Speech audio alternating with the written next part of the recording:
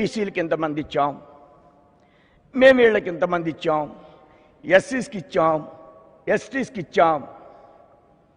ఇది నిజమా?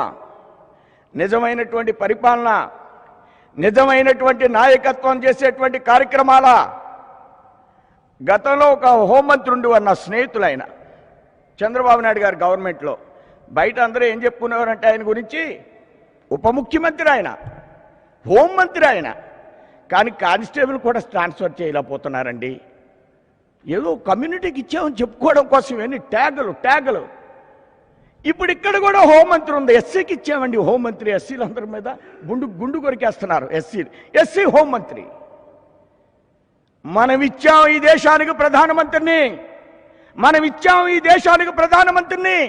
ఒక చిన్న కమ్యూనిటీ సామాజిక వర్గంలో ఒక చిన్న వ్యవస్థకు సంబంధించినటువంటి ఒక వ్యక్తిని భారతదేశానికి ప్రధానమంత్రిని చేస్తే ఈవేళ ప్రపంచ దేశాలని శాసించేటువంటి అంశంగా మార్చేటువంటి ఏమిటండి ఇవి రాజకీయాలు. దీనికోసమే మా తపన ఈ రాష్ట్రంలో. అలాంటి లీడర్షిప్ని, అలాంటి ఆలోచనల్ని, అవన్నీ నిజం కాదు. ఈ మధ్యకాలంలో పెద్దలు ఎవరో అన్నారు, ఏమండి అది ఆ పార్టీ ఈ కులం, ఇది ఈ కులం. భారతీయ జనతా పార్టీ వీటిని ఎట్టి పరిస్థితుల్లోనే అంగీకరించదు. ఆ క్యాస్ట్ అనే మాటని మేము వెంటనే డినై చేస్తాం. భారతీయ జనతా పార్టీ కులాలకి అతీతమైనటువంటి ఒక నేషనలిస్టిక్ ఓరియంటేషన్ నిర్మాణం చేసేటువంటి ఒక వ్యవస్థ. భారతీయ జనతా పార్టీ రాష్ట్రంలో అన్ని వర్గాలకు సంబంధించినటువంటి అందరికీ స్పేస్తో అందరి యొక్క లీడర్షిప్ని, నిజమైనటువంటి లీడర్షిప్ని. ఇప్పుడు ఒక ముఖ్యమంత్రిని చూశాను మా జిల్లా వారైనా, చాలా మంచి మిత్రులాడు. ఏదైనా చెప్పామనుకోండి, ఒకసారి ముఖ్యమంత్రి గారితో ఆలోచించి మాట్లాడతానండి, ఒకసారి వారికి చెప్తానండి. మోడీ గారు అలా అంటారా? మోడీ గారు అమెరికా వెళ్ళి ఆ యొక్క దేశ అధ్యక్షుడిని చెయ్యబట్టుకుని గంట నడిపించాడు. ఇది భారతీయ జనతా పార్టీ యొక్క క్యారెక్టర్, ఇది భారతీయ జనతా పార్టీ యొక్క ఆలోచన విధానం. This type of leadership, this type of commitment Bharatiya Janata party దేశానికి ఇచ్చింది, ఈ రాష్ట్రానికి కూడా ఇస్తుంది అనేటువంటి విషయాన్ని మీ అందరికి కూడా నేను తెలియజేస్తున్నాను. జనరల్గా గతంలో అనేక కాలం నుంచి మనం గమనిస్తున్నాం ఈ రాష్ట్రంలో. ఆ విషయాల్లో కలగజేసుకోండి, ఈ విషయాల్లో కలగజేసుకోండి, కేంద్రం అనేటువంటి విషయాన్ని ప్రస్తావిస్తున్నారు. కేంద్రం ఈ రాష్ట్రానికి, ఈ దేశంలో ఈ సంవత్సరం 1,20,00,000 ఇళ్ళు ఇస్తే ఈ రాష్ట్రానికి 20 లక్షల ఇళ్ళు, జగన్మోహన్ రెడ్డి గారి ప్రభుత్వానికి 20 లక్షల ఇళ్ళు ఇవ్వాలని ప్రామిస్ చేశాం మనం. 30 లక్షల పట్టాలు ఇస్తున్నాడు ఆయన. కట్టిన ఇళ్ళు, చంద్రబాబు నాయుడు కట్టిన ఇళ్ళు 3,10,000లో 60,000 కంప్లీట్ అయినాయి. అవి డిస్ట్రిబ్యూట్ చేయడం లేదు. 30 లక్షల పట్టాలు ఇస్తానంటున్నారు. చంద్రబాబు నాయుడు గారి ఇళ్ళు కట్టిన వాటిలో అవినీతి జరిగింది. వీరు 30 లక్షల పట్టాల్లో భూములు కొనేటప్పుడు వీరు కూడా అదే స్థాయిలో వ్యవహరించారు. దాన్ని వదలలేదు మనం, దీన్ని వదలలేదు మనం. జగన్మోహన్ రెడ్డి మాత్రం 150 కోట్లు అవినీతి గురించి చెప్పారు. ఈ యొక్క హౌసెస్లో 5,000 కోట్ల అవినీతి జరిగిందన్నారు, మాట్లాడడం లేదు. కానీ మనం 15 లక్షల ఇళ్ళు ఈ రాష్ట్రానికి ఇస్తున్నాం. వారు 30 లక్షల పట్టాలు ఇస్తున్నారు. 15 లక్షల ఇళ్ళు మనం ఇవ్వడానికి సిద్ధంగా ఉన్నాం. ప్రతి ఇంటికి 1,50,000 సబ్సిడీ ఇవ్వడానికి సిద్ధంగా ఉన్నాం.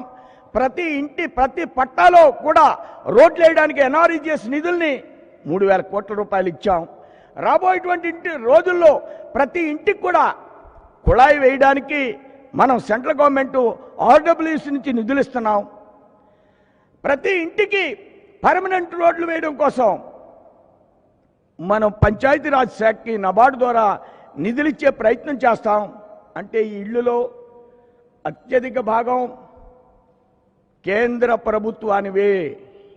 ఇళ్ళు కట్టడానికి, స్థలాలు కొనడానికి జగన్మోహన్ రెడ్డి గారు ఇచ్చింది 7,000 కోట్లు మాత్రమే. మేమిచ్చే సబ్సిడీ 15 లక్షలకి 1,50,000 సబ్సిడీ. రోడ్లు వేయడానికి అంటే నేను ఎందుకు చెప్తున్నానంటే ఈ విషయాల్ని, ఇది మోడీ గారు పెట్టింది కాదు. కేంద్ర వ్యవస్థలు సక్రమంగా రాష్ట్రాల్లో ప్రతి వాళ్ళకి సహాయం చెయ్యాలంటే కొన్ని ఆలోచన విధానాలను ప్రవేశపెట్టారు. అది వాజ్పేయి గారి టైంలో, మోడీ గారి టైంలో అత్యద్భుతంగా ముందుకు వెళ్ళినాయి. ఈ ఇంటి విషయంలోనే నేను క్లారిటీగా చెప్పడం కోసం ప్రయత్నం చేశాను. 4 రోడ్లు వ్యవస్థ కానీ, 6 రోడ్లు వ్యవస్థ కానీ వాజ్పేయి గారు వచ్చిన తర్వాత, మరలా మోడీ గారు వచ్చిన తర్వాత రాష్ట్ర వ్యాప్తంగా మీరు అనేకమైన రోడ్లు వేస్తున్నాం. కర్నూలు నుంచి అమరావతి, అనకాపల్లి నుంచి ఆనందపురం, అదే వాజ్పేయి గారి టైంలో కత్తిపూడి నుంచి ఒంగోలు వరకు. అలానే రైల్వే లైన్ కావాలంటే బాలయ్య గారు ఉండగా కోటిపల్లి దాకా కాకినాడ నుంచి వేస్తే రామ్మాధవ్ గారు అది అమలాపురం దాకా ఇంచుమించు 1,500 కోట్లు బడ్జెట్ దాన్ని కేటాయించేటువంటి సిద్ధంలో ఉన్నారు. అవి వేయిస్తూ ఉన్నారు. ఆ రైలు మార్గం ముందుకు వెళ్ళేటువంటి పరిస్థితి ఉంది. డిజిటల్ ఇండియా, గ్రామానికి మనం ఈ డెక్ట్ వేసి అన్ని గ్రామాలకు కూడా నెట్ రావాలి. 5,000 కోట్లు గత ప్రభుత్వంలో ఇచ్చాం. దానిలో కూడా ఎగ్జామిన్ చేయాలి ప్రభుత్వం ఏం జరిగిందనే విషయం. 1,500 కోట్లు ఉంది ఇప్పుడు ఈ రాష్ట్రంలో. ఒక గ్రామానికి లైట్లు, ఒక గ్రామానికి శ్మశాన వాటర్లకి చుట్టూరు కాంపౌండ్ వాళ్ళు, స్కూల్కి కాంపౌండ్ వాళ్ళు, సర్వశిక్ష అభియాన్లో యూనిఫాము 3 జతల బట్టలు ఇచ్చి జగనన్న యూనిఫామ్ అంటారు. అది వాజ్పేయి గారు సర్వశిక్ష అభియాన్లో పెట్టినటువంటిది. యూనిఫామ్ కానీ, చెప్పులు కానీ, స్కూల్లో యొక్క బుక్స్ కానీ 104 కానీ 109 కానీ వాజ్పేయి గారు వచ్చినప్పుడు వారి పరిపాలనలో ఆరోగ్యం గురించి కానీ మనం ఆలోచించినట్లయితే రూరల్ హెల్త్ మిషన్ అదే 104, 109, 108 వారు ఇచ్చినటువంటి 60% నిధులతోటి ఈ వ్యాన్లన్నీ కొన్నారు. గతంలో కూడా కొన్నారు తల్లి బిడ్డ ఎక్స్ప్రెస్ అనేది. కానీ అందులో మన బొమ్మ వేయరు, అందులో మోడీ గారు బొమ్మ వేయరు. వాజ్పేయి గారు ఎస్టీస్కి మంత్రి ఇచ్చారు. మనం ఎస్టీస్కి అతి చేరువ. వాజ్పేయి గారు వచ్చే వరకు ఎస్టీస్కి మంత్రి లేదు భారతదేశంలో. మనం 4 రోడ్లే వేయలేదు, టెలిఫోన్లే ఇవ్వలేదు. ఎస్టీస్కి మంత్రివర్గంలో స్థానం కల్పించి ఎస్టీ ఫైనాన్స్ కమిషన్ ఏర్పాటు చేసి డైరెక్ట్గా బ్యాంకుతో ప్రమేయం లేకుండా ఎస్టీ యువకులకు అందరికీ లోన్ ఇచ్చి క్యాబినెట్ మినిస్టర్, డిప్యూటీ మినిస్టర్ని. అరే కాంగ్రెస్ అంతకాలం నుంచి ఉండి అడవుల్లో విసిరివేయబడ్డ వాళ్ళకి ఎస్టీస్కి మంత్రి వాజ్పేయి గారు ఆలోచించారు. 4 రోడ్లు కాదు, టెలిఫోన్లు కాదు. గాంధీ మహాత్ముడు వారి యొక్క గాంధీ ఆశ్రమంలో నెహ్రూ గారు వస్తే బాత్రూముల్ని శుభ్రం చేయించారు. వాజ్పేయి గారు ఆయన ఒక బుట్ట చీపురు ఉండేది, మనం అందరం గమనించేవాళ్ళం. వాజ్పేయి గారు వచ్చిన తర్వాత కర్మచారి కమిషన్ ఏర్పాటు చేశారు. మనకి రెగ్యులర్గా మన మధ్య నుండి ఆ మైలను ఎత్తి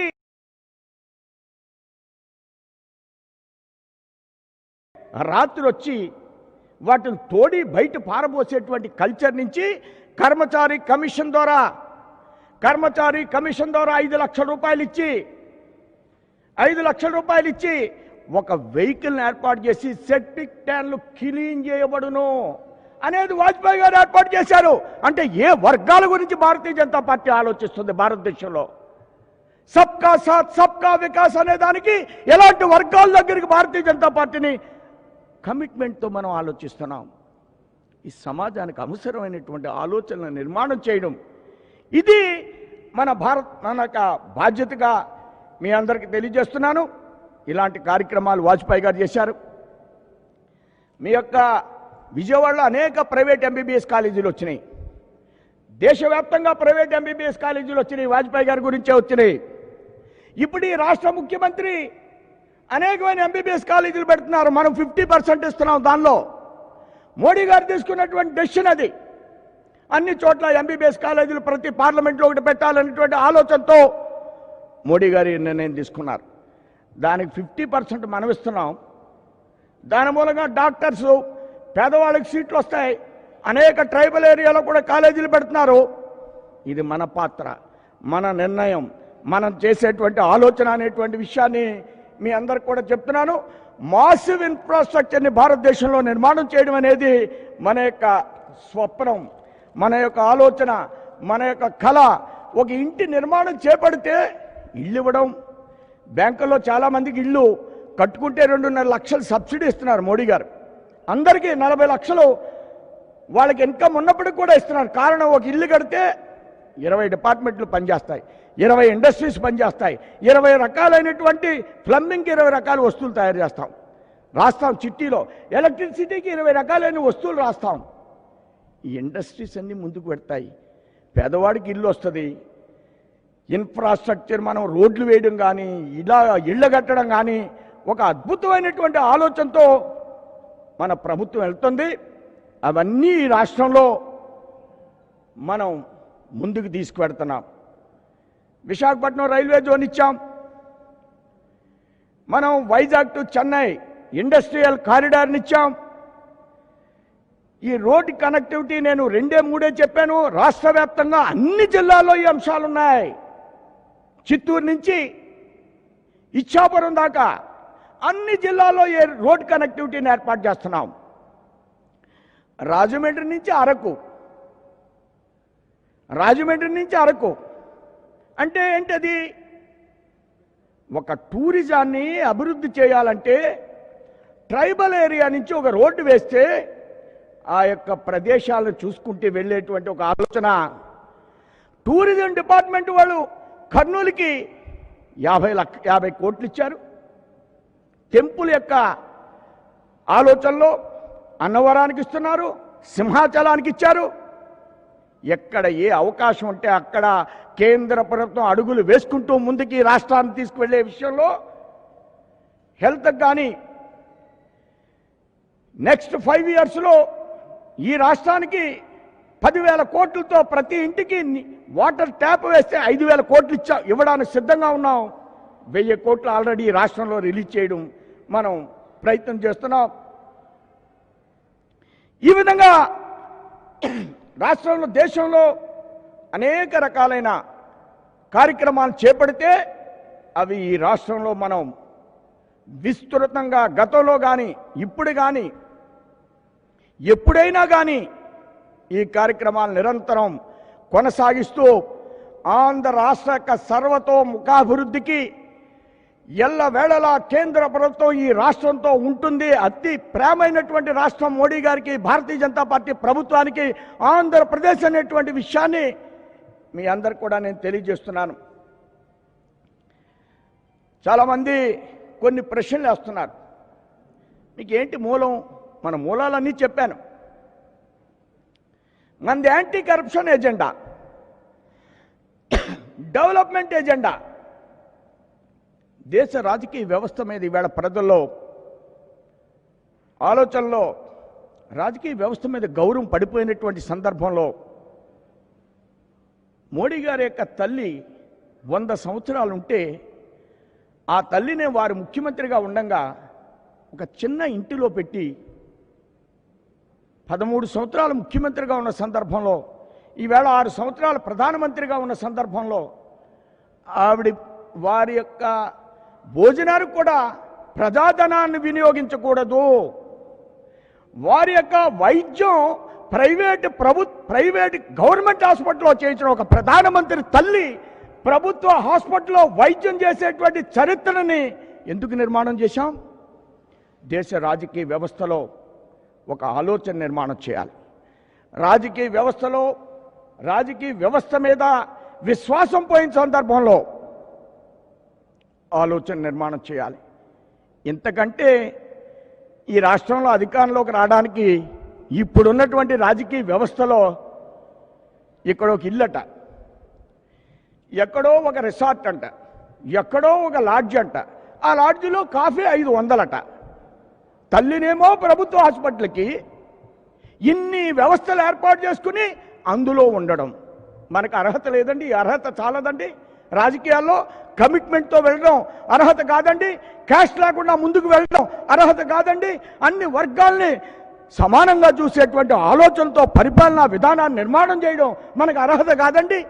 ఎస్టీస్కి, ఎస్సీస్కి, కర్మచారీస్కి, ఎస్సీస్కి వాజ్పేయి గారు ఉండగా ఈ బ్యాంకుల్లో లోన్లు రావడం లేదని ఒక స్కీమ్ పెట్టారు. 3 లక్షలు 4 లక్షలు డైరెక్ట్గా లోన్ ఇచ్చేయాలి. 1,50,000 సబ్సిడీ, 1,50,000 ఈ కమిషన్ ఎస్సీ కార్పొరేషనే ఇవ్వాలి. అది వాజ్పేయి గారు ఉన్నంతకాలం సాగింది. మరలా కాంగ్రెస్లో తీసేశారు. మరలా మోడీ గారు వచ్చిన తర్వాత పెట్టారు. చంద్రబాబు నాయుడు గారు ఆ వ్యాన్లు ఇచ్చారు. ఆ వ్యాన్లన్నీ ఎక్కడున్నాయో మన మంత్రి గారికి తెలుసు. కొద్ది కాలం దాంట్లో thank you CM, thank you CM అంట, చంద్రబాబు నాయుడు బొమ్మ అంట. పెట్టింది వాజ్పేయి గారు, పునరుద్ధరించింది మోడీ గారు, దాని మీద బొమ్మ థ్యాంక్ యూ. స్టిక్కర్లు వాళ్ళవి, పథకాలు మనవి. ఇవన్నీ నేను ఎందుకు చెప్తున్నానంటే మనకు ఒక విశ్వాసం, మనకు ఒక కాన్ఫిడెన్స్, అన్ని వర్గాలకి సహాయ సహకారాలు అందించడం, ఇది మన యొక్క లక్ష్యం. అన్ని వర్గాలకు కూడా కరప్షన్ లేకుండా, యాంటీ కరప్షన్ ఎవ్వరు చేసినప్పుడు కూడా దాన్ని సహించేటువంటి అంశం కాకుండా మనం ముందుకు వెళ్ళాలనేటువంటి ఒక ఆలోచన. ఆత్మనిర్భర్ భారత్లో ఇలాంటి సందర్భంలో మోడీ గారు 20 లక్షల కోట్ల రూపాయలు ఇచ్చి ఈ రాష్ట్రంలో అగ్రికల్చర్ విషయంలో, అగ్రికల్చర్ ఈ రాష్ట్రంలో ఒక ప్రధానమైనటువంటి రంగం. మత్స్య సంపద ఈ రాష్ట్రంలో ఒక ప్రధానమైనటువంటి రంగం. మత్స్య సంపద ఈ రాష్ట్రంలో ఒక ప్రధానమైనటువంటి రంగం. సముద్ర తీర ప్రాంతం ఈ రాష్ట్రంలో ఒక ప్రధానమైనటువంటి అంగం. ఇలాంటి వాటిల్ని ఈ ఆత్మనిర్భర్ భారత్లో మన రాష్ట్రంలో అనేక మంది ఫిషర్మెన్స్ ఉన్నారు. వాళ్ళందరూ గుజరాత్ వెళ్తున్నారు, వాళ్ళందరూ మద్రాసు వెళ్తున్నారు, వాళ్ళందరూ కర్ణాటక వెళ్తున్నారు. ఆలోచించండి ఒకసారి ఎందుకు జరుగుతుందో. ఇంత సముద్ర తీర ప్రాంతం ఉండి 14 తర్వాత మోడీ గారు ఈ రాష్ట్రానికి 6 బెర్తలు ఇస్తా అన్నారు. ఫిషర్మ్యాన్స్కి 6 బెర్త్స్ ఇస్తా అన్నారు. గత ప్రభుత్వం చేయలేదు. ఈ ప్రభుత్వంలో కూడా మన ఫిషర్మ్యాన్స్ గుజరాత్ వెళ్తే పాకిస్తాన్కి దొరికిపోయారు. ప్రభుత్వానికి కనువిప్పు కలిగింది. ఏం జరిగింది, ఏ బిల్లు ఉంది, ఏ అకౌంట్ ఉంది, ఆంధ్ర రాష్ట్రంలో కేంద్రం ఇస్తుందని చూసి ఈవేళ 3 బెర్తలు కడుతున్నారు. రాష్ట్ర ప్రభుత్వం 19 కోట్లే పెడుతుంది, కేంద్ర ప్రభుత్వం 3,000 కోట్లు పెడుతుంది. 3,000 కోట్లు పెట్టి బెర్తలు కడితే 30,000 కోట్లు చేపలు పడతారు. 20 లక్షల మంది ఫిషర్మెన్స్ 30,000 పెడితే 3,000 పెడితే 30 లక్షల టోనాస్ చేపలు కానీ అనేక రకాలైనటువంటి చేపల పెంచుతారు. విదేశ మార్గద్రవ్యం మనకు వస్తుంది, వాళ్ళకి అత్యధికమైనటువంటి ధరకు వస్తుంది. అంటే మన ఆలోచనలు ఏ విధంగా ఉన్నాయి? ఆత్మనిర్భర్ భారత్లో కానీ మన యొక్క విధానంలో కానీ అనేక రంగాల్లో ఉన్నటువంటి అనేక వర్గాలకు సంబంధించినటువంటి ఆలోచన విధానం, ప్రభుత్వ ప్రగతిలో సబ్కా సాత్ సబ్కా వికాస్ అనేటువంటి ఆలోచనలో ఏ వర్గాన్ని వదలనటువంటి ఆలోచన. భారతీయ జనతా పార్టీ యొక్క సంకల్పం, భారతీయ జనతా పార్టీ యొక్క కమిట్మెంట్ సబ్కా సాత్ సబ్కా వికాస్ అని మేము నినాదం కాదు ఇది. ముందుకు వెళ్ళేటువంటి వైఖరి, అన్ని వర్గాల్ని ఆదుకునేటువంటి వైఖరి. నేను ఎన్ని వర్గాల గురించి చెప్పాను, ఎస్టీస్ గురించి చెప్పాను, ఎస్సీస్ గురించి చెప్పాను, కర్మచారీస్ గురించి చెప్పాను, ఫిషర్ మ్యాన్స్ గురించి చెప్పాను, రొయ్యలు పండించే రైతుల గురించి చెప్పాను. రైతాంగము ఏవైతే మహిళా సంఘాలు ఉన్నాయో, ఇవాళ మహిళా సంఘాలు, డోక్రా మహిళా సంఘాలు ప్రపంచ దేశాలన్నీ కూడా తిరుగుతున్నాయి. డోక్రా మహిళా సంఘాలు వాళ్ళు ఉత్పత్తులు చేస్తున్నారు, వాళ్ళు అనేక రకాలైనటువంటి వస్తువులు అమ్ముతున్నారు తయారు చేసి. రైతును కూడా వారు పండించేటువంటి పంట ద్వారా అలాంటి ఉత్పత్తులను తయారు చేయాలనేది మోడీ గారి ఆకాంక్ష. ఈ రైతు పండించే ప్రతి పంటని ప్రపంచ దేశాలకి పంపించాలి. రైతు కూడా ఒక వ్యాపారస్తుల, రైతు తన పండించే పంటకి అవి మహిళా సంఘాలు, ఈ FPOs, వీటిని వేళ ప్రభుత్వం కేంద్రం ఆలోచిస్తుంది. ఇలాంటి కష్ట సమయంలో కూడా అనేక రకాల కార్యక్రమాలని రైతుల గురించి కానీ, MSMEs గురించి కానీ, అట్లనే వలస కార్మికుల గురించి కానీ, వివిధ వర్గాల గురించి కష్ట సమయంలో ఇష్టమైనటువంటి అనేక రకాల కార్యక్రమాలు. ఇవి దఫదఫాలుగా చెప్పాను అనుకోకండి, ఇవి మా కమిట్మెంట్స్, ఇవి మా యొక్క స్వాభిమానానికి టిక్ టాక్ తీశారా. వెంటనే భారతదేశంలో అనేకమైన టాక్స్ వచ్చేసినాయి. ఉన్న రిసోర్సెస్ ఈ భారతదేశంలో, ఉన్న మేధో సంపద భారతదేశంలో, ఆ తీసుకున్నటువంటి ధైర్యమైనటువంటి నిర్ణయాలు, ఇది నాయకత్వానికి ఉన్నటువంటి కమిట్మెంట్. మోడీ గారు ఈ మధ్యకాలంలో మీరు గమనించినట్లయితే చైనా నుంచి పెద్దవారు వస్తే మెడ్రాస్ తీసుకెళ్ళి ఒక దేవాలయాన్ని చూపించారు. చాలామంది నాకు అప్పుడప్పుడు అంటారు, అమెరికా వాళ్ళు వచ్చిన తర్వాత రైల్వే లైన్ వేశారు, అదే సార్ ఇదే సార్, అభివృద్ధి చెందాం. మన దగ్గర నుంచి అన్నీ పట్టుకోకపోవడానికి అన్నీ వేశారు వాళ్ళు.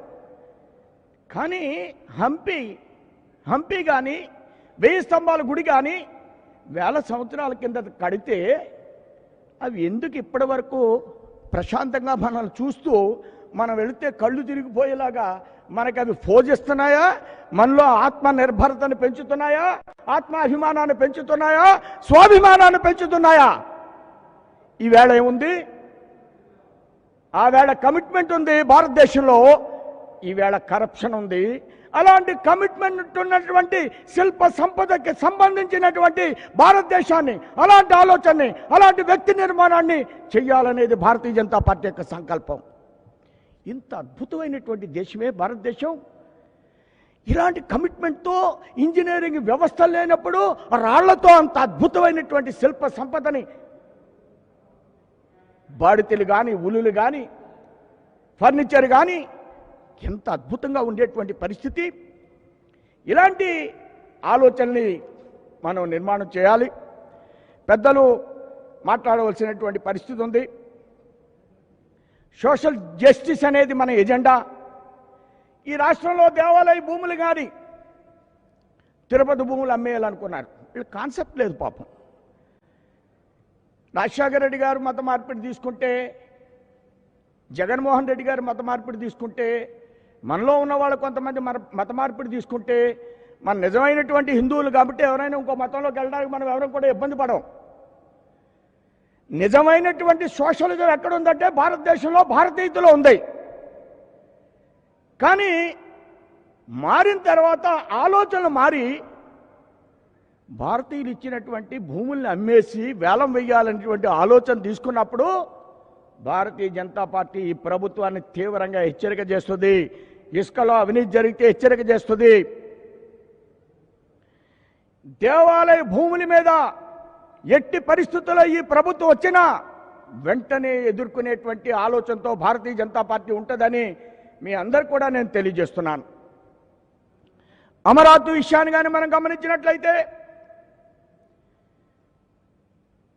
అమరావతిలో ఉన్నటువంటి రైతాంగం 1000 ఎకరాల భూములు 64,000 ప్లాట్స్ రైతులకు ఇవ్వాలి. 9,000 ఎకరాలని అభివృద్ధి చేయాలి. 9,000 ఎకరాలని అభివృద్ధి చేయాలి. భారతీయ జనతా పార్టీ ఒకటే చెప్తుంది, ఈ 64,000 ప్లాట్స్ని వెంటనే అభివృద్ధి చేయాలి రాష్ట్ర ప్రభుత్వం. వాటికి అన్ని రకాల సౌకర్యం గతంలో ఏవైతే చెప్పామో వాటిని అన్నింటినీ వెంటనే ఇంప్లిమెంట్ చేయాలి. It's our commitment. అలానే నిజమైనటువంటి భూముల యొక్క రైతులకి సహాయం చేయాలి. నిజమైనటువంటి భూములకు సంబంధించినటువంటి రైతుల్ని రక్షించవలసినటువంటి బాధ్యత ఈ ప్రభుత్వం మీద ఉంది. క్యాపిటల్లో అనేక రకాలైన అవకతవకలు జరిగి అనేక మంది మీద కేసు పెట్టారు. వాటిని వెంటనే బయటికి తీయవలసినటువంటి పరిస్థితి కూడా ఈ ప్రభుత్వం మీద ఉంది. ఆ 9,000 ఎకరాలు ఈ యొక్క 64,000 ఇళ్ల ప్లాట్స్ అభివృద్ధి చేయండి. లేకపోయినట్లయితే కమింగ్ ఎలక్షన్లో భారతీయ జనతా పార్టీ రాష్ట్రంలో అధికారంలోకి వస్తుంది. ఈ రాష్ట్రమే భారతీయ జనతా పార్టీ, జనసేన, బీజేపీ ప్రభుత్వమే అక్కడ అభివృద్ధి చేస్తుంది. ఇది మన కమిట్మెంటు. దీంట్లో కేంద్రానికి సంబంధం లేదు. ఈ విధంగా అన్ని అంశాల మీద మనకు కన్ఫ్యూజన్ లేదు. అన్ని అంశాల మీద మనకు కన్ఫ్యూజన్ లేదు. భారతీయ జనతా పార్టీని బీజేపీ అధ్యక్షులు ఒక్కళ్ళే నడపరు. భారతీయ జనతా పార్టీని భారతీయ జనతా పార్టీ నడుపుద్దని చెప్పాను నేను. దీని వెనకాల చాలా అర్థం ఉంది. అర్థం చేసుకోవడానికి సులువుగా మీకు కూడా అర్థం అవడం కోసం నేను ఈ విషయాన్ని చెప్తున్నాను. గత అధ్యక్షులు కన్నా గారు ఈ రాష్ట్రంలో నిరంతరం తిరిగారు. వారు నిర్విరామంగా తిరిగారు. అందరు నన్ను అడుగుతున్నారు, నిర్విరామంగా తిరిగారు, ఎక్కడా ఖాళీ లేదు వారికి. అందరూ అడుగుతారు, మీ కన్నగారి టైంలో ఏదో అయ్యిందంట అని. ఏదో అవ్వలేదు కన్నగారి టైంలో. కాకిగోలకి సమాధానం చెప్పాం అంతే. వాళ్ళు అర్థం చేసుకోవాలి. అంతకంటే మేమేం చెప్తాం? మేమేం చేయాలో అది చేశాం, వాళ్ళు ఏం చేయాలో అది చేశారు. దీనికి కన్నాగారి యొక్క శ్రమ, శక్తి భారతీయ జనతా పార్టీ మీద ఉంది. నేను వారిని అభినందిస్తున్నాను. హృదయపూర్వకంగా వారికి ధన్యవాదాలు చెప్తున్నాను. ఈ విధంగా పార్టీని అన్ని విధాల పోలవరం అనేది ఈ రాష్ట్రానికి జీవనాడి. పోలవరం ఆంధ్ర రాష్ట్రానికి జీవనాడి. గ్రామానికి పోలవరం యొక్క నీళ్లు ఇవ్వడం అనేది భారతీయ జనతా పార్టీ లక్ష్యం. పోలవరంలో అనేకమైన అంశాల్లో గతంలో రాష్ట్రం విడిపోయినప్పుడు ఒక్క భారతీయ జనతా పార్టీ మాత్రమే మాట్లాడింది. అక్కడేమో విడిపోదాం అని తెలంగాణలో లెటర్ ఇవ్వడం, ఇక్కడేమో కలిసి ఉందామని ఇక్కడ ఒక యాజిటేషన్ నడపడం. మేము ఒకటే కమిట్మెంటు, రాష్ట్రం విడిపోతే ఏం కావాలి అనేది మా లక్ష్యం. అలాగే మాట్లాడాం. ఎప్పటికి కూడా హైదరాబాద్తో కలిసి ఉండి అనేకమైన సంవత్సరాలు ఈ ముఖ్యమంత్రులు హైదరాబాద్ హైదరాబాద్ హైదరాబాద్ అంటే విడిపోయిన తర్వాత 13 జిల్లాల గురించి ఆలోచించాలి. నా యొక్క ఆలోచన అది, నా మాట యొక్క తీరు అది. 13 జిల్లాలు క్యాపిటల్ కాదు, ఒక క్యాపిటలే అభివృద్ధి చెందాలంటున్నారు. కాదు, మేము అన్ని జిల్లాల్లో ఒక్కొక్క ఇన్స్టిట్యూట్ పెట్టాం. అన్ని జిల్లాల్లో కూడా ఈవేళ గత 14 నుంచి ఇప్పటి వరకు అనేక కార్యక్రమాలు చేశాం. ఆ లక్ష్యంతో ముందుకు వెళ్ళాలనేది అకౌంటబిలిటీ, నిజమైనటువంటి పరిపాలన కావాలి మనకి. పరిపాలన అందరూ చేస్తున్నారు. ఒక ముఖ్యమంత్రి టైంలో 2 లక్షల కోట్ల ఎడ్యుకేషన్ ఖర్చు పెడుతున్నాం. ఇది అనాదిగా ఖర్చు పెడుతున్నాం. ప్రభుత్వ పాఠశాలలో చదివేటువంటి ఒక విద్యార్థికి 70,000 కోట్లు అవుతుంటే, ప్రైవేట్ పాఠశాలలో ఒక విద్యార్థికి 42 కోట్లు అవుతుంటే, బయట 58% చదువుతుంటే, ప్రభుత్వ పాఠశాలలో 42% చదువుతుంటే, ఒక ముఖ్యమంత్రి 2 లక్షల కోట్లు ఖర్చు పెడుతుంటే ఈ డబ్బు ఏమైంది? అకౌంటబిలిటీ ఇచ్చేటువంటి పరిపాలన భారతీయ జనతా పార్టీ రాష్ట్రానికి అందిస్తుంది.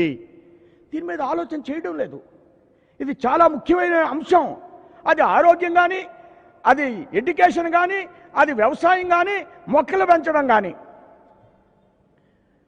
జగన్మోహన్ రెడ్డి గారు మొక్కలు పెంచేస్తాం ఎన్ఆర్ఈజీఎస్ నుంచి 1 కోటి మొక్కలు అన్నారు. కేసీఆర్ గారు కూడా మొక్కలు పెంచేస్తాం 1 కోటి మొక్కలు అన్నారు. చంద్రబాబు నాయుడు గారు కూడా నీరు మీరు చెట్టు మీరు అన్నారు. మొక్కలు బతుకుతున్నాయండి? స్వతంత్రం వచ్చినప్పటి నుంచి ఎన్ని డిపార్ట్మెంట్లు మొక్కలు పెంచేస్తున్నాయండి? సోషల్ ఫారెస్ట్రీ, అడవిలో మొక్కలు పెంచడం, ఫారెస్ట్ డిపార్ట్మెంటు, ఇప్పుడు ఎన్ఆర్ఈజీఎస్. నిజంగా ఈ మొక్కలు కానీ 1 కోటి మొక్కలు ప్రతి సంవత్సరం స్వతంత్రం వచ్చిన కాడి నుంచి పెరిగిపోయి బతికేస్తే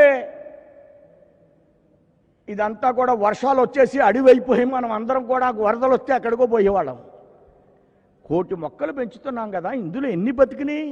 ఇది కదా ప్రభుత్వం యొక్క ఆలోచన విధానం అయి ఉండాలి. అకౌంటబిలిటీ అంటున్నాను నేను. ఈ అకౌంటబిలిటీ లేదు ప్రభుత్వాల్లో. ఏదో వాటిల్లో కరప్షన్ జరిగింది, వీటిల్లో కరప్షన్ జరిగింది అంటాం. విద్యకి 2 లక్షల కోట్లు, ఆరోగ్యానికి 75,000 కోట్లు. ఏం జరుగుతున్నాయి ఈ డబ్బు? ఎంత ప్రజలకి అవుట్పుట్ వస్తుంది, ఎంత ఎడ్యుకేషన్ వస్తుంది, ఇది ఆలోచించవలసినటువంటి అంశాలు. ఎన్ని మొక్కలు బ్రతుకుతున్నాయి, ఇలాంటి ఆలోచనతో ముందుకు వెళ్తుంది భారతీయ జనతా పార్టీ. సమగ్రమైనటువంటి ఆలోచనలు ఉన్నాయి మా దగ్గర. ఇప్పుడు కన్నా గారు, హరిబాబు గారు, అలానే పివి చలపతిరావు గారు, చిలకం రామచంద్రారెడ్డి గారు, ఇంకా సీనియర్స్ పెద్దలు, నా ముందు అనేక మంది యువతరం భారతీయ జనతా పార్టీ ఉంది. ఇదంతా రిసోర్సెస్. భారతీయ జనతా పార్టీ మా దగ్గర ఒక వ్యవస్థ ఉంది. ముందుకు ధైర్యంగా పెడతాం. ఎవరేమనుకున్నా, ఏ విధమైనటువంటి అడ్డంకులు నిర్మాణం చేసినా ఈ రథచక్రం, భారతీయ జనతా పార్టీ యొక్క రథచక్రం ఆంధ్రప్రదేశ్లో జనసేన భారతీయ జనతా పార్టీ రథచక్రానికి ముందుకు వెళతాం. ఇందులో ఏ విధమైనటువంటి ఇబ్బంది లేదనేటువంటి విషయాన్ని నేను చెప్తున్నా. వనరులు, మానవ వనరులు ఏంటండి? ముగ్గురాళ్ళు గనుల దగ్గర నుంచి, గ్రానైట్ కంపెనీల దగ్గర నుంచి, రెడ్ గ్రావెల్ దగ్గర నుంచి రాజకీయ నాయకులు పరుగులండి. ఈ ప్రభుత్వం వస్తే వీళ్ళ పరుగులు, ఆ ప్రభుత్వం వస్తే వాళ్ళ పరుగులు. ఆ వేళ ఎవరో రాజశేఖర రెడ్డి గారి నాన్న దగ్గర నుంచి గనులు అళక, అప్పులు మనక, ప్రభుత్వ వనరులు పోయినసారి ఎండి ఎవరు, పోయినసారి వారు ఏం చేశారు, ఇప్పుడు వీరేం చేస్తున్నారు. ఈ వనరులన్నీ కూడా ఈ యొక్క మానవ వనరులకి తరలిస్తాం. ఇలాంటి ఆలోచనతో మేము ముందుకు పెడతాం. ఈ కోవిడ్ సమయంలో అనేక మంది మరణిస్తున్నారు. మాణిక్యాలరావు గారు మనకు సజీవమైనటువంటి కార్యకర్త మన దగ్గర నుంచి విడిచి వెళ్ళిపోయారు. అనేక మంది మన కార్యకర్తలకే కాదు, దేశంలో, రాష్ట్రంలో ఇలాంటివి జరుగుతున్నాయి. రాష్ట్ర ప్రభుత్వం ఈ విషయాన్ని కోవిడ్ ఎమర్జెన్సీ ఒక 15 రోజులు దీని మీద దృష్టి పెట్టాలి. ప్రభుత్వానికి అనేక రకాలైనటువంటి ఆలోచనతో ముందుకు పెడుతుంది. ప్రభుత్వం అనేక రకాలతో ముందుకు పెడుతుంది. వాళ్ళకి రకరకాల రోజు బ్యాగులు కట్టేసి బియ్యం ఇచ్చేయాలి, పెన్షన్ ఇలా అందిద్దాం, వీటిని అన్నింటినీ చేద్దాం, మీ నవరత్నాలు అన్నీ చేద్దాం, ప్రజల జీవంతో ఉండాలి కదా. దీని గురించి ఆలోచన చేయాలి. ఒక 15 రోజులు ఏ పని చేయకుండా మన రాష్ట్రంలో 10,000 కేసులు వస్తున్నాయి. తూర్పుగోదావరి జిల్లాలో 1,500 కేసులు వస్తున్నాయి. అనేక రాష్ట్రాల్లో అనేకమైన ఎక్స్పీరియన్సెస్ ఉన్నాయి. వీటిని రాష్ట్రంలో అమలు చేయాలి. న్యూ ఎడ్యుకేషన్ పాలసీ వచ్చింది. 5వ తరగతి దాకా మాతృభాష కావాలని చెప్పారు. అది ఈ రాష్ట్రంలో కూడా ఇంప్లిమెంట్ చేయాలి. గత ప్రభుత్వంలో జరిగినటువంటి మనకి తెలుగుదేశం ఎంతో, వైసీపీ కూడా అంతే. ఎవరిని సమానంగా చూస్తుంది భారతీయ జనతా పార్టీ. ఆ విధమైనటువంటి లైన్ తోటే ముందుకు వెళుతుంది భారతీయ జనతా పార్టీ. ఎవరు మనకు మిత్రులు కాదు, ఎవరు మనకు శత్రువులు కాదు. ఆంధ్రప్రదేశ్లో అభివృద్ధి చేయడం కోసమే భారతీయ జనతా పార్టీ, జనసేన ఈ రాష్ట్రంలో అధికారం రావాలనేటువంటి లక్ష్యం తప్ప చంద్రబాబు నాయుడు గారు మనకు శత్రువు కాదు, జగన్మోహన్ రెడ్డి గారు కూడా మనకు శత్రువు కాదు. ఇది మన యొక్క ఆలోచనతో ముందుకు పెడతాను. పెద్దలు అనేక మంది, రామాధవ్ గారు మాట్లాడాలి. నేను ఎక్కువ ఇప్పటికే సమయం తీసుకుని ఉంటాను, అన్నిదా భావించొద్దని. మీరందరూ కూడా, కార్యకర్తలందరూ ఈవేళ చాలా ఆనందంగా ఉన్నారు. పెద్దలే కాదు, యువకులే కాదు, ప్రతి కార్యకర్త భారతీయ జనతా పార్టీ అధ్యక్షుడు ఈవేళ ఆంధ్ర రాష్ట్రంలో. అలాంటి స్పిరిట్తో మనం ముందుకు వెడదాం. ఆ విధంగా కింద స్థాయిలో ఒకే ఒక అంశాన్ని చెప్పి నేను ముగిస్తాను. 1986లో వాజ్పేయి గారితో నేను ఒక 6గురు కూర్చున్నాం. అందులో నరసింహారెడ్డి కూడా ఉన్నారు. వారు కొన్ని విషయాలు ప్రస్తావించారు. ఏం చేస్తా ఏంటి ఇలాంటి విషయాలు ప్రస్తావించారు. అన్న తర్వాత వారు ఒక విషయాన్ని, ఈ మధ్యన రాజీవ్ గాంధీ ఒక విషయాన్ని చెప్పారు. మీరు ఎవరైనా గమనించారా అన్నారు. అని వాళ్ళు చెప్పారు, గమనించామండి. ఏదో రూపాయి ఖర్చులో కిందకి 10 పైసలే వెళుతున్నాయన్నారు. మనం కూడా అధికారంలోకి వస్తాం. వాజ్పేయి గారు అన్నమాట 86లో మనం కూడా అధికారంలోకి వస్తాం. ఎంత విశ్వాసమో చూడండి వారికి. నువ్వు ప్రధానమంత్రి అవుతావు అంటే వాజ్పేయి గారిని after all I'm a school teacher son, నేను మోతీలాల్ నెహ్రూ కొడుకుని కాదు. ఇది మన యొక్క సంకల్పం, ఆలోచన. అయినప్పటికీ కార్యకర్తల దగ్గర మాట్లాడినప్పుడు మనం కూడా అధికారంలోకి వస్తాం. ఈ 10 పైసలు కాదు, ఈ యొక్క పూర్తి ధనాన్ని ప్రజల దగ్గరికి చేర్చాలి అనే చెప్పే విషయం నా మనోపలకం మీద ఉంది. కాబట్టి 2 లక్షల కోట్లు ఎడ్యుకేషన్కి ఇస్తున్నాం, ఐసిడిఎస్కి ఇన్ని 100 కోట్లు ఇస్తున్నాం, అడవులకి ఇన్ని 100 కోట్లు ఇస్తున్నాం. ఏమవుతున్నాయి ఇవి? ఇది మన తపనగా ప్రతి కార్యకర్తలో మారవలసినటువంటి సమయం ఆసన్నమైంది. ఆ విధంగా ప్రజానీకానికి సబ్కా సాత్ సబ్కా వికాస్ అని ఈ యొక్క విజయవాడలో దీన్ దయాళ్ ఉపాధ్యాయ 1965లో మన యొక్క ఆర్థిక విధానాన్ని ప్రకటించారు. Political centre, political nerve centre Vijayawada. అలాంటి సెంటర్లో ప్రపంచ దేశాలకి 3వ ప్రత్యామ్నాయమైనటువంటి ఆర్థిక విధానాన్ని అందించినటువంటి వ్యవస్థ భారతీయ జనసంఘ్, భారతీయ జనతా పార్టీ. వ్యక్తి యొక్క ఆధారం కాకుండా, మనిషిని ఆర్థిక జీవిగా కాకుండా మనిషిలో కర్తృత్వాన్ని పెంచి సమాజానికి ఉపయోగపడేటువంటి ఆర్థిక విధానాన్ని ప్రవచించినటువంటి పార్టీ భారతీయ జనసంఘ్. అలాంటి స్థలంలో ఈవేళ నాకు ఈ బాధ్యతని పార్టీ అప్పగించినందుకు హృదయపూర్వకంగా ధన్యవాదాలు తెలియజేస్తూ నేను సెలవు తీసుకున్నాను. జై హింద్, జై భారత్.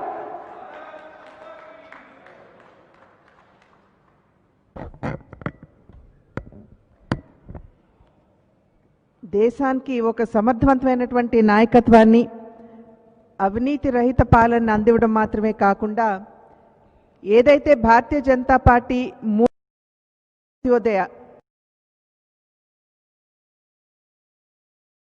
అందిస్తూ దేశ సర్వతోముఖాభివృద్ధిని సాధించాలి అనేటువంటి ఆలోచన ద్వారా పూర్తి జనతా పార్టీ అధికార सबके साथ सबका विकास, ఈ సబ్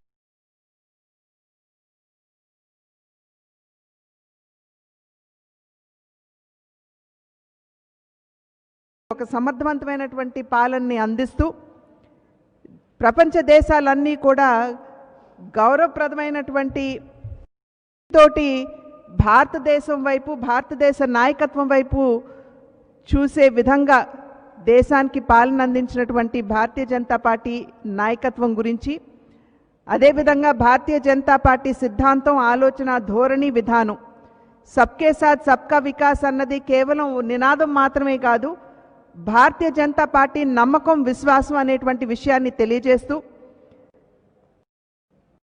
ప్రత్యేక ఆంధ్ర రాష్ట్రం ఏర్పడిన తర్వాత అధికారంలోకి వచ్చినటువంటి మొదటి ప్రభుత్వం కావచ్చు, ఇప్పుడు అధికారంలో ఉన్నటువంటి వారు కావచ్చు, అవినీతికి పాల్పడుతున్నటువంటి సందర్భంలో దాన్ని ప్రజలకి ఎత్తి చూపుతూ మీ బాధ్యతని మీరు సంపూర్ణంగా నిర్వర్తించండి అని చెప్పి మనకి మార్గనిర్దేశకత్వం చేసినటువంటి ప్రస్తుత ఆంధ్ర రాష్ట్ర అధ్యక్షులైనటువంటి సోమవీర్రాజు గారికి ధన్యవాదాలు తెలియజేస్తూ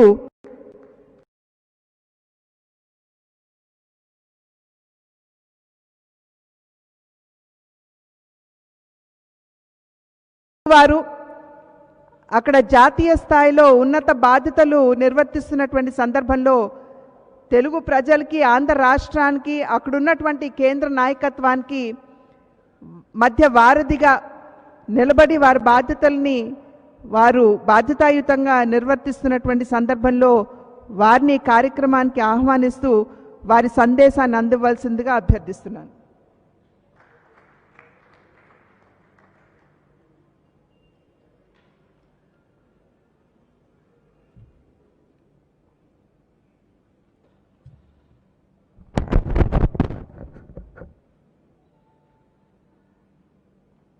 ఈరోజు ఆంధ్రప్రదేశ్ రాష్ట్ర భారతీయ జనతా పార్టీ అధ్యక్షులుగా పదవీ బాధ్యతలు స్వీకరించిన పార్టీ సీనియర్ నాయకులు శ్రీ సోము వీర్రాజు గారు ఇప్పటివరకు పార్టీ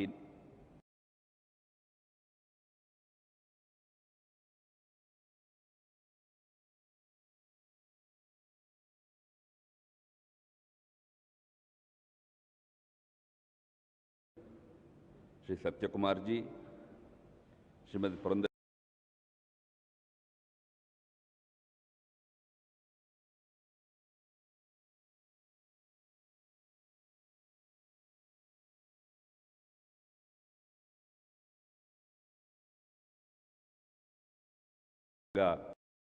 హృదయపూర్వకంగా శుభాకాంక్షలు.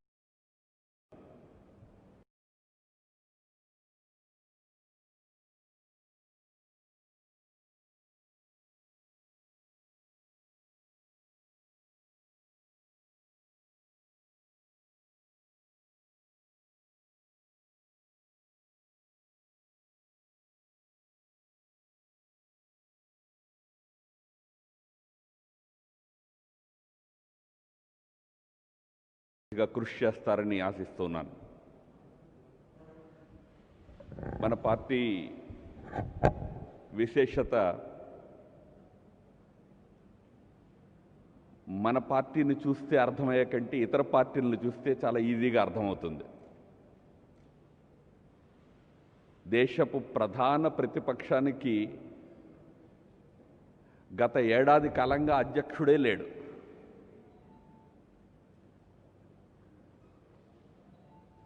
హిందీలో చెప్తారు భగవాన్కే భరోసే అని. దేవుడి దయ వల్ల నెట్టుకొస్తున్నారు ఆ పార్టీని. అధ్యక్షులు ఎవరవుతారు అనేది కూడా నిర్ణయం చేసుకోలేని స్థితిలో ఉండే పార్టీలు దేశంలో ప్రధాన ప్రతిపక్షాల రూపంలో ఉన్నాయి. మన దగ్గర చాలా సహజమైన రీతిలో, సహజమైన పద్ధతిలో మండల స్థాయి నుంచి మొదలుపెట్టి జాతీయ స్థాయి వరకు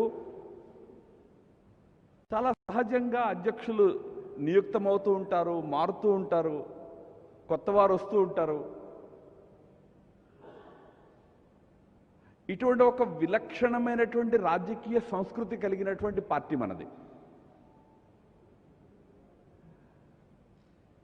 ఇక్కడ ఒకసారి ఒక బాధ్యతని తీసుకున్న తర్వాత మన పార్టీలో మనం దీన్ని బాధ్యత అంటాం, పదవి అని అన్నాం. అది పదవే నిజానికి, ప్రజల దృష్టిలో పదవే.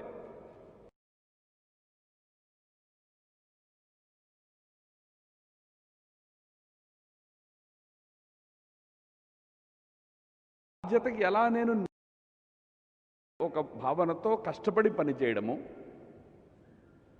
ఆ బాధ్యత యొక్క పదవీ కాలం పూర్తయిన తర్వాత పార్టీ మరొక బాధ్యతని ఇచ్చినట్లయితే మరొక బాధ్యతను తీసుకుని ముందుకు వెళ్ళడము,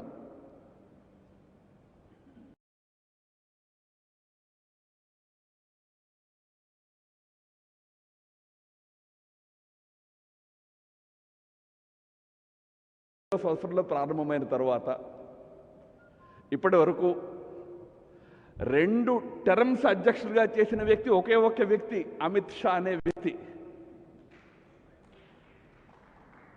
మీరు అమిత్ షా గారికి చప్పట్లు కొడుతున్నారేమో నాకు తెలియదు, కానీ నేను భారతీయ జనతా పార్టీ పద్ధతి చెప్తూ ఉన్నా. 3 సంవత్సరాలు 2 సంవత్సరాలు ఆ పదవి యొక్క కార్యకాలం పూర్తయిన తర్వాత పార్టీ మరొక పదవి అప్పగిస్తుంది, వేరొక వారికి ఆ పార్టీ అధ్యక్ష బాధ్యతలు అప్పగిస్తుంది. మురళీ మనోహర్ జోషి గారు 91లో అధ్యక్షులు అయ్యారు, 93 వరకు ఉన్నారు. 3 సంవత్సరాలు వారి అధ్యక్ష కాలం పూర్తయింది. తర్వాత వేరే వారు అధ్యక్షులు, అద్వానీ గారు మళ్ళీ అధ్యక్షులు అయ్యారు. కుషాభావ్ ఠాక్రే గారు వచ్చారు 98లో, 2000 సంవత్సరం వరకు ఉన్నారు. బంగారు లక్ష్మణ్ గారు వచ్చారు. వారి తర్వాత జన కృష్ణమూర్తి గారు వచ్చారు. మనందరి ప్రియతమ నాయకులు వెంకయ్యనాయుడు గారు కూడా 2 ఏళ్లే ఉన్నారు రాష్ట్రీయ అధ్యక్షులుగా, జాతీయ అధ్యక్షులుగా.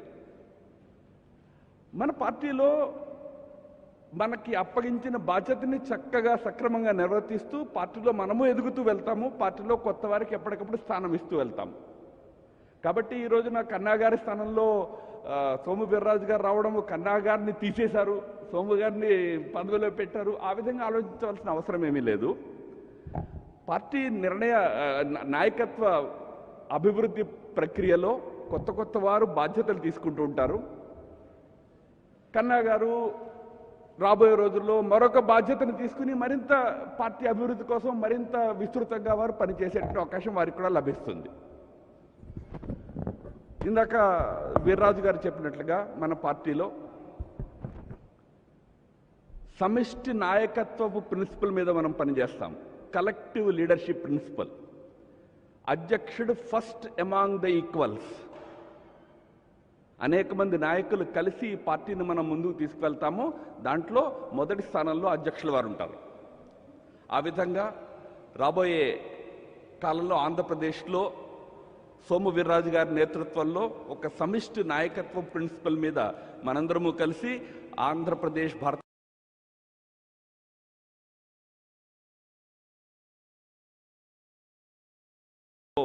ఆలోచన చేసి చర్చించి కేంద్రీయ నాయకత్వంతో కూడా చర్చించి వీర్రాజు గారు తొందరలోనే దాన్ని కూడా ప్రకటిస్తారు.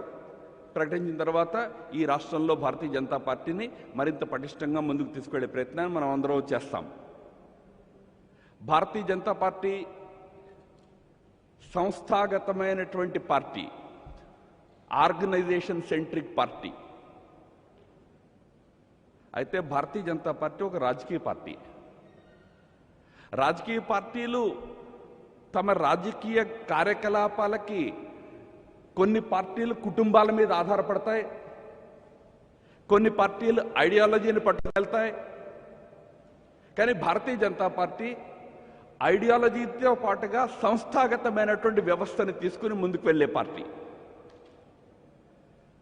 కానీ రాజకీయ పార్టీగా మన లక్ష్యము రాజకీయాల్లో బలమైన శక్తిగా ఎదగడం. ఇందాక వీర్రాజు గారు 24లో అధికారంలోకి రావాలి అని అన్నారు. అది కేవలము మాట వరుసకి చెప్పిన విషయం కాదు. భారతీయ జనతా పార్టీ రాజకీయ రంగంలో ఉన్నది చారిటీ కోసం కాదు. రాజకీయంలో ఉన్నది ఎందుకోసం? అధికారంలోకి వచ్చి రాష్ట్రానికి సేవ చేయాలి, రాష్ట్ర ప్రజలకు సేవ చేయాలి. అందుకోసం రాజకీయాల్లో ఉన్నాము. మన రాజకీయాలు వంశపారంపర్య రాజకీయాలు కావు, మన రాజకీయాలు స్వార్థ రాజకీయాలు కావు, మన రాజకీయాలు పదవీ రాజకీయాలు కావు. కానీ మన రాజకీయాలు రాష్ట్ర ప్రజల సేవ కోసం, రాజకీయాన్ని సంపాదించడం కోసం సాగేటువంటి రాజకీయాలు కావాలి. కనుక ఒకవైపు సంస్థాగతంగా పార్టీని పటిష్టం చేసుకుంటూ కూడా మరొక వైపు ఒక బలమైన రాజకీయ శక్తిగా ఈ రాష్ట్రంలో ఎలా ఎదుగుతాము అనేది ఆలోచించాలా. లేకపోతే 2024 ఒక స్లోగన్గా ఉంటుంది, 24లో మళ్ళీ మీరు చెప్తారు 29లో పవర్లోకి వస్తామని.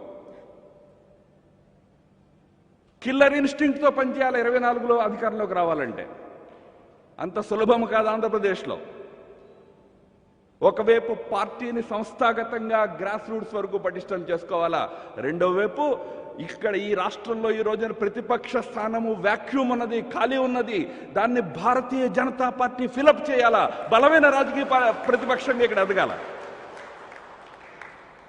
అధికారంలో ఉండే పార్టీ అది వైఎస్ఆర్సీపీ అయినా టీఆర్ఎస్ అయినా మాకెవ్వరూ వ్యతిరేకంగా ఉండకూడదు, ప్రతిపక్షంగా ఉండకూడదు అనే కోరుకుంటుంది.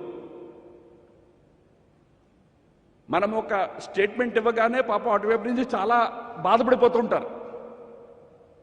నేను చూశాను కన్నా గారి అనుభవం. ఆయన గట్టిగా ఒక స్టేట్మెంట్ ఇవ్వగానే ఆయన మీద వ్యక్తిగతమైన దాడులకు కూడా, దాడులంటే ఫిజికల్ అటాక్స్ కాదు, మీడియా అటాక్స్ చేసే ప్రయత్నము.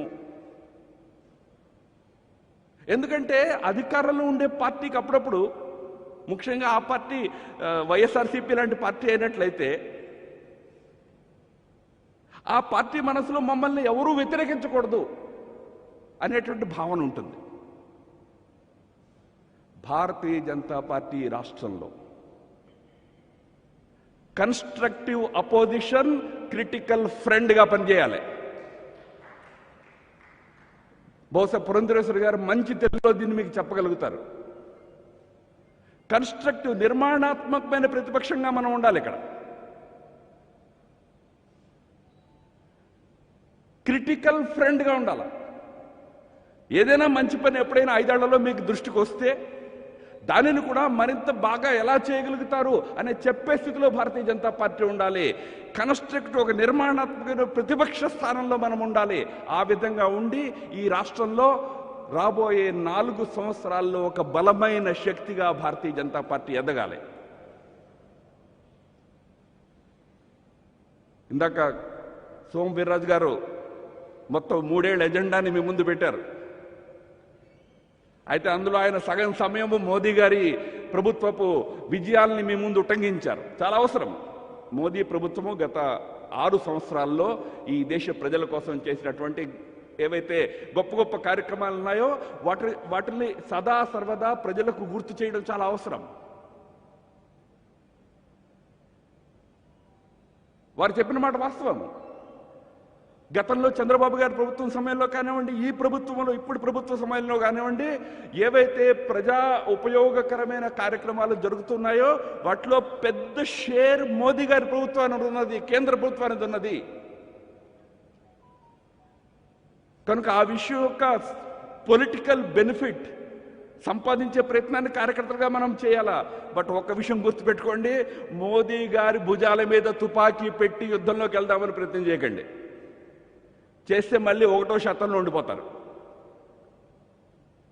రాష్ట్రంలో రాష్ట్ర యొక్క ఇంట్రెస్ట్ కోసం పోరాడేటటువంటి పార్టీగా భారతీయ జనతా పార్టీ నిలబడాలి. కేంద్రము మొత్తము దేశాన్ని చూసే వ్యవస్థగా, ప్రభుత్వముగా అనేక రకాలైనటువంటి నిర్ణయాలు చేస్తుంది. వాటి యొక్క ఫలితాలు, వాటి యొక్క అడ్వాంటేజెస్ తీసుకోవాలా. కానీ రాష్ట్రంలో ఈ రాష్ట్ర ప్రజల కోసం ఒక బలమైన ప్రతిపక్షంగా నిలబడాలంటే మనం ఏ ఇష్యూస్ని తీసుకుని పోరాటం చేయాలా, దాని విషయంలో కూడా అంతే గంభీరంగా ఈ స్టేట్ యూనిట్ ఆలోచించాలా. ఈ రాష్ట్రంలో ఇవాళ బలమైన ప్రతిపక్ష వాయిస్ లేదు. ఒక బలమైన ప్రతిపక్ష వాయిస్ని ఇక్కడ నిర్మాణం చేయాలి.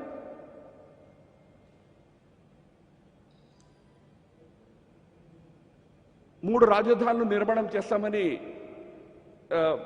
రాష్ట్ర ప్రభుత్వం నిర్ణయం తీసుకున్నది. గవర్నర్ గారు ఆమోదముద్ర లభించింది.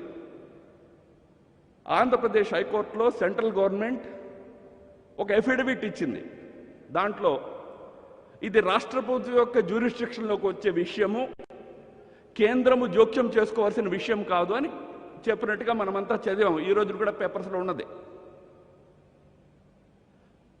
అదొక రాజ్యాంగపరమైనటువంటి ఒక సమాధానం. అది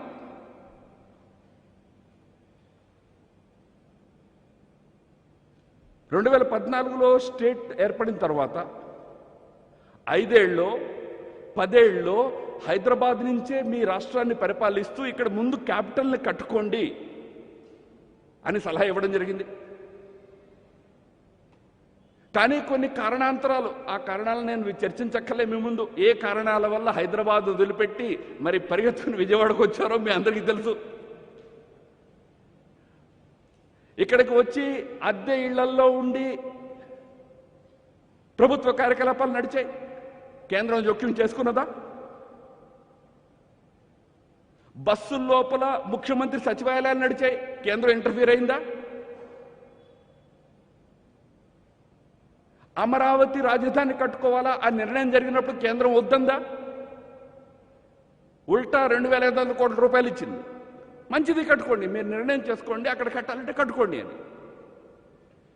ఏ విధంగా అయితే గత ప్రభుత్వము ఇక్కడ రాజధాని విషయంలో కానీ ఇతర విషయాల్లో కానీ ఏ నిర్ణయాలు తీసుకున్నా కేంద్రం ఇంటర్ఫీరెన్స్ కాదు, కేవలము కేంద్ర ప్రభుత్వంగా చేయవలసిన బాధ్యతను మాత్రం నిర్వర్తిస్తూ వచ్చిందో అదేవిధంగా ఇప్పుడు కూడా ఒకవేళ రాష్ట్ర ప్రభుత్వం రాజధాని విషయంలో ఏదైనా నిర్ణయాన్ని తీసుకోవాలని అనుకున్నట్లయితే కేంద్రం యొక్క రోల్ దాంట్లో లిమిటెడ్గా ఉంటుంది.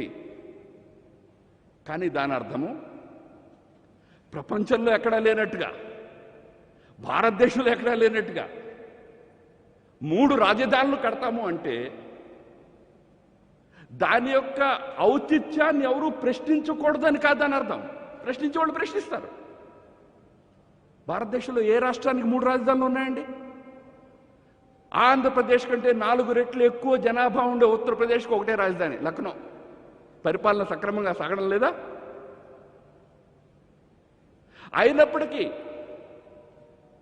ఇక్కడేదో ఒక రాజధాని కడుతూ ఉంటే కరప్షన్ అయిపోతోంది, అమరావతిలో బోడంత కరప్షన్ జరిగింది కాబట్టి 3 రాజధానులు కట్టాలి అంటే భారతీయ జనతా పార్టీ ఒక రాజధాని కరప్షన్కి ఎగనిస్ట్గా ఎలాగైతే పోరాడిందో 3 రాజధానుల కరప్షన్ వచ్చినట్లయితే కూడా దానికి ఎగనిస్ట్గా కూడా పోరాడాల. ఇది కరప్షన్కి ఒక ట్రిపుల్ కరప్షన్కి సాధనంగా మారకూడదు. ఇది మరోవైపున అమరావతి రైతులకి చిట్ట చివరి రైతు వరకు వారికి న్యాయం జరిగేటందుకు జరుగుతున్న పోరాటంలో భారతీయ జనతా పార్టీ ముందుండాల. ఇవాళ 3 రాజధానుల విషయం సబ్జుడీ కోర్టు ముందున్నది. కోర్టు నిర్ణయం ఏ విధంగా ఉంటుంది మనం చూద్దాం. కానీ రాష్ట్రంలో ఈ 3 రాజధానులు అనేది మళ్ళీ ఒక అవినీతికి పెద్ద ఆలవలంగా మారకుండా, అదేవిధంగా అమరావతిలో నష్టపోతున్నటువంటి రైతుల యొక్క ఆ నష్టాన్ని పూరించే విధంగా భారతీయ జనతా పార్టీ ఒక సక్రియమైనటువంటి పాత్రని పోషించవలసి ఉన్నది. కనుక స్టేట్కి సంబంధించినటువంటి అటువంటి ఇష్యూస్ని తీసుకుని నేను ఇందాక చెప్పినట్లుగా ఒక కన్స్ట్రక్టివ్ అపోజిషన్గా భారతీయ జనతా పార్టీ వాళ్ళు ఎదగాలి ఈ రాష్ట్రం లోపల. మోదీ గారు ఇంకొక 10-15 ఏళ్ల పాటు ఈ దేశంలో ప్రధానమంత్రిగా ఉంటున్నారు. వారి యొక్క పేరు ప్రతిష్టలు, వారి యొక్క మంచి పనులు, గుడ్ గవర్నెన్స్, దాని యొక్క బెనిఫిట్ మనకి దొరుకుతుంది. కానీ అది సరిపోదు. ఆంధ్రప్రదేశ్లో మనము 2024లో అధికారానికి దగ్గరికి రావాలి అంటే ఈ రాష్ట్రంలో భారతీయ జనతా పార్టీ కార్యకర్తలు రాబోయే 4 సంవత్సరాలు చాలా కష్టపడి పనిచేయాలి. మంచి అవకాశం ఉన్నది ఇక్కడ ఈ రాష్ట్రంలో. నాకు తెలుసు ఇక్కడ ప్రతిపక్ష పార్టీల విషయంలో ప్రభుత్వం యొక్క వైఖరి ఏ విధంగా ఉన్నది మేము చూస్తూ ఉన్నాము. దాన్ని కూడా, ఆ వైఖరిని కూడా ధీటుగా ఎదుర్కోవాలా. రాజకీయాలు పూల పానుపు కాదండి. This not a smooth ride. రాజకీయాల్లో అధికార పార్టీ యొక్క దురహంకారాన్ని ఎదుర్కోవాల్సి వస్తుంది. వారి యొక్క గూండాయిజం ఎదుర్కోవాల్సి ఉంది. ఇందాక కన్నా గారు చెప్తా ఉన్నారు, లోకల్ బాడీస్ ఎలక్షన్స్ లో పోటీ చేసేవాడు ఇంటికి పోలీసులు వెళ్ళిపోయి కూర్చునేటటువంటి రాష్ట్రం ఆంధ్రప్రదేశ్. పోటీ చేయకుండా చేసేటువంటి రాష్ట్రము. ఈ రోజున అధికారంలో ఉన్నటువంటి వ్యక్తులు అధికార దుర్వినియోగానికి ఆ విధంగా పాల్పడుతుంటే సంఘర్షణ చేయవలసి వస్తే సంఘర్షణ చేయడానికి బీజేపీ సిద్ధంగా ఉండాలా. ప్రతిసారి ఢిల్లీకి ఫోన్ చేసేసి సార్ మీరేదైనా చేయండి, ఢిల్లీ నుంచి ఏం చేయాలో చేసే ప్రయత్నం జరుగుతుంది తప్పనిసరిగా. కానీ ఆంధ్రప్రదేశ్ పార్టీ హార్డ్ వేలో వెళ్ళి, సంఘర్ష పథంలో వెళ్ళి రాష్ట్రంలో రాష్ట్ర ప్రజల కోసం ఒక బలమైన రాజకీయ శక్తిగా ఎదగాలి. ఈసారి ఈ రాబోయే 3-4 సంవత్సరాల్లో దాన్నే లక్ష్యంగా పెట్టుకుని పనిచేయాలని అని మీ అందరినీ కోరుతున్నా. ఈ రాష్ట్రంలో చాలా సంవత్సరాలు జూనియర్ పార్ట్నర్గా పనిచేస్తూ వచ్చిన కారణంగా ఒక మనస్తత్వం మన మనస్సులోకి వచ్చేసింది, జూనియర్ పార్ట్నర్ మనస్తత్వం. ఇవాళ ఒక డామినెంట్ పార్టీగా ఎదగాల. మనం కూడా మిత్రదళ పక్షాలుగా ఉన్నాయి. ఇవాళ డామినెంట్ పార్టీగా ఎదగాల అంటే ముందు ఈ మైండ్ సెట్ని మార్చుకోవాలా. వీధుల్లో నిలబడి ప్రజాస్వామ్యబద్ధంగా వీధుల్లో నిలబడి పోరాటము చేసేటటువంటి స్థితిలో భారతీయ జనతా పార్టీ ఎదగాల. అప్పుడే ఆంధ్రప్రదేశ్లో మనం ముందుకెళ్తాము. ఇతర పార్టీల భుజాల మీద చేతులు వేసేసుకుని వెళ్ళిపోదామని, లేకపోతే మోదీ గారు భుజాల మీద తుపాకులు పెట్టేసి ఫైర్ చేద్దామని ఆలోచన నుంచి బయటకు వచ్చి కొద్దిగా కష్టపడి సంఘర్షణ చేస్తూ ప్రజల కోసం నిలబడేటటువంటి వ్యక్తుల్ని మన పార్టీ వైపు ఆకర్షిస్తూ, ఇందాక సోమవీర్రాజు గారు చెప్పినట్టుగా ఈ కులతత్వము ఇటువంటి రాజకీయాలకి బయటకు వచ్చి అందరినీ, ఈ రాష్ట్రం యొక్క మంచి కోరే అందరికీ ఒక ప్లాట్ఫామ్గా భారతీయ జనతా పార్టీని డెవలప్ చేసే దిశలో మీరంతా కృషి చేయాలి. సోమవీర్రాజు గారి నాయకత్వంలో పార్టీ కొత్త కమిటీ తొందరలోనే ఏర్పడిన తర్వాత మళ్ళా తొందరలోనే పార్టీ యొక్క ఇతర గతివిధి ఏదైతే ప్రదేశ్ రాష్ట్రీయ కార్యవర్గ సమావేశాలు లాంటి ఏవైతే ఆర్గనైజేషనల్ గతివిధి ఉన్నదో, ఆర్గనైజేషనల్ యాక్టివిటీస్ ఉన్నాయో వాటిని వెంటనే ప్రారంభం చేసి ఎక్కువ ఆలస్యం చేయకుండా, ఎప్పటికీ ఆంధ్రప్రదేశ్కి కొద్దిగా ఆలస్యమైంది. దేశమంతా కూడా అధ్యక్షుల నియామకం పూర్తయి ఆల్మోస్ట్ 1 year అయిపోయింది, 7-8 months అయిపోయింది. ఆంధ్రప్రదేశ్లో కొద్దిగా టైం తీసుకునేది అయినప్పటికీ ఈ మిగిలిన సమయంలో ఎక్కువ ఆలస్యం చేయకుండా తొందరగా పార్టీని ఒకసారి మళ్ళీ ఎనర్జైజ్ చేసి ముందుకు తీసుకెళ్ళాలి. కన్నా గారి నాయకత్వంలో పార్టీలో చాలా పెద్ద సంఖ్యలో కార్యకర్తలు వచ్చి చేరారు. అంటే అసెంబ్లీ ఎలక్షన్స్ వచ్చినప్పుడు అనిపించేది 175 మంది అసలు పోటీ చేయగలిగినటువంటి వ్యక్తులు మనకు ఆంధ్రలో దొరుకుతారా అని. కానీ ఆయన కాలికి బలపం కట్టుకుని ఒక 10 నెలల పాటు తిరిగారు ఆయన రాష్ట్రం అంతా. తిరిగి పట్టుకొచ్చారు అన్ని దగ్గర నుంచి మంచి మంచి నాయకుల్ని. ఇవాళ భారతీయ జనతా పార్టీకి నాయకుల యొక్క కొరత లేదు ఆంధ్రప్రదేశ్లో. ఒకప్పుడు ఉండేది, ఒకప్పుడు క్యాండిడేట్స్ దొరకాలంటేనే కష్టంగా ఉండేది. కానీ ఈ రోజున ఆయన కృషి ఫలితం కానివ్వండి, మొత్తం మీద మారుతున్న వాతావరణం ఫలితం కానివ్వండి, మనకి మంచి వ్యక్తులు అన్ని జిల్లాల్లో వచ్చారు. నేను బయటపడి నాకు ఎక్కువ తెలియదు, కానీ మీకు నాకంటే బాగా తెలుసు. అన్ని జిల్లాల్లో ఇవాళ ఎమ్మెల్యేలుగా పనిచేసిన వారు, మంత్రులుగా పనిచేసిన వారు భారతీయ జనతా పార్టీలో ఉన్నారు. ప్రజాదరణ కలిగిన నాయకులు ఉన్నారు. ఇవాళ బస్ ఒక ఏకసూత్రతని నిర్మాణం చేసుకుని ముందుకు వెళ్ళినట్లయితే 2024లో మనము అధికారానికి చెరువులోకి చేరుకుంటాము అనే పూర్తి విశ్వాసం నాకున్నది. అదే శుభాకాంక్షల్ని మీ అందరికీ అందజేస్తూ సెలవు తీసుకుంటాను. నమస్కారం.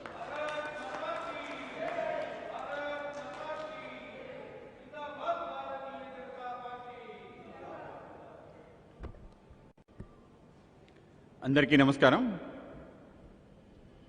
ఎంతో కనుల పండుగ రంగరంగ వైభవంగా జరగాలి, కానీ కరోనా కన్నుల కారణంగా ఎంత మేరకు జరగాలో అంత మేరకు జరిగి, ఇంత మేరకు జరగడానికి సహకరించిన రాష్ట్ర వ్యాప్త కార్యకర్తలందరికీ కూడా ముందుగా ధన్యవాదాలు తెలియజేస్తూ, పद का अंतिम लक्ष्य नहीं है సింహాసన్ చడతా జానా అనేక ఆలోచనతో పెరిగిన మన సోము వీర్రాజు గారు ఇవాళ రాష్ట్ర పగ్గాలు స్వీకరించడం, ఆ యొక్క కార్యక్రమంలో ఆయన ముందుగా అభినందనలు, శుభాకాంక్షలు, ధన్యవాదాలు తెలియజేస్తూ, అలాగే ఆయనకి పదవీ బాధ్యతలు ఇచ్చిన, మనకి ఇంతవరకు రాష్ట్రానికి ముందుకు తీసుకెళ్లిన మన మాజీ రాష్ట్ర అధ్యక్షులు, రాజకీయ దురంధరుడు కన్నా లక్ష్మణ్ గారికి ధన్యవాదాలు తెలియజేస్తున్నాం. అలాగే ఈ కార్యక్రమానికి మరింత వెన్నె తెచ్చిన, జాతీయ అంతర్జాతీయ వేదికల్లో మన వాణిని అంతే ధీటుగా వినిపిస్తున్న మన జాతీయ ప్రధాన కార్యదర్శి శ్రీ రామ్ మాధవ్ గారికి ధన్యవాదాలు తెలియజేస్తున్నాను. అలాగే సంఘ ప్రచారకులు, అఖిల భారత సహ సంఘటన కార్యదర్శి శ్రీ సతీష్ జీకి ధన్యవాదాలు తెలియజేస్తున్నాను. అలాగే మన రాష్ట్ర వ్యవహారాల ఇన్ఛార్జ్ శ్రీ సునీల్ దేవధర్ గారికి ధన్యవాదాలు తెలియజేస్తున్నాను. అలాగే జాతీయ కార్యదర్శి వై సత్యకుమార్ గారికి, అలాగే ఈ కార్యక్రమాన్ని ఎంతో హుందాగా అందంగా నిర్వహించిన మన జాతీయ నాయకురాలు శ్రీమతి పురంధరేశ్వర గారికి ధన్యవాదాలు తెలియజేస్తున్నాను. అలాగే కార్యక్రమంలో వేదికపై పంచుకున్న పెద్దలు శ్రీ ఆదినారాయణ రెడ్డి గారికి, అలాగే రావిల కిషోర్ బాబు గారికి, మాజీ మంత్రివర్యులు, వాళ్ళకి ధన్యవాదాలు. అలాగే సహచర ఎమ్మెల్సీ శ్రీ వాకాటి నారాయణ రెడ్డి గారికి ధన్యవాదాలు తెలియజేస్తున్నాను. అలాగే ఇక్కడ ఉపస్థితులైన రాష్ట్ర నాయకత్వ గణానికి కూడా ధన్యవాదాలు తెలియజేస్తూ, దూరంగా కూర్చోబెట్టిన, దగ్గరగా భారతీయ జనతా పార్టీని ప్రజలకు దగ్గరగా తీసుకెళ్తున్న ఈ కోవిడ్ నేపథ్యంలో అత్యంత సాహసోపేతంగా వార్తల్ని తీసుకెళ్తున్న మా మిత్రులు, పత్రికా విలేకరులందరికీ కూడా ధన్యవాదాలు తెలియజేస్తున్నాను. వెన్యూ అనే ఈ వెన్యూని ఈ కార్యక్రమానికి నిర్వహించడానికి ఇచ్చిన వెన్యూ యాజమాన్యానికి ధన్యవాదాలు తెలియజేస్తూ, మనందరం కూడా కలిసి సామూహికంగా జనగణమనతో మన కార్యక్రమాన్ని ముగిద్దాం. సోము వీర్రాజు గారు ఇక్కడే ఉంటారు. మనందరం కూడా ఆయన్ని అభినందించే అవకాశం ఉంటుంది. ఆ విధంగా మనందరం ఒకళ్ళ తర్వాత ఒకళ్ళు ఆయన్ని అభినందిద్దాం. అందరం కలిసి సామూహికంగా వందే మాతరం జనగణమన ఆలపిద్దాం. जनगणमन अधिनायक जय हे भारत भाग्य विधाता पंजाब सिंध गुजरात मराठा द्राविड़ उत्कल बंगा विंध्य हिमाचल यमुना गंगा उच्चल जलधि तरंगा तव शुभ नामे जागे तव शुभ आशीष मांगे गाहे तव जय गाथा जन गण मंगलदायक जय हे भारत भाग्य विधाता जय हे जय हे जय हे जय जय जय जय हे भारत माता की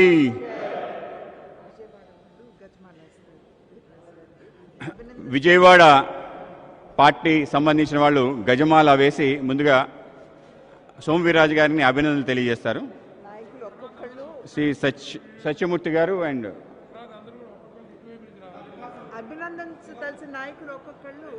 అభినందించాల్సిన వాళ్ళందరూ కూడా కుడివైపు నుంచి పైకి రావాలి, వేదిక పైకి.